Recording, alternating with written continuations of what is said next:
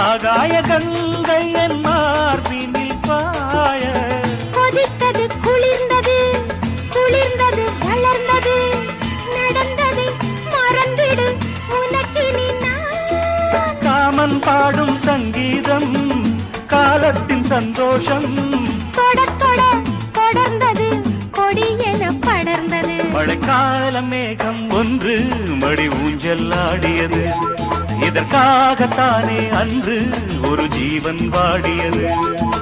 இத்தனை காலம் சித்திர பெண்ணை பார்வை தேடியது ஒரு பாடல் பாடியது.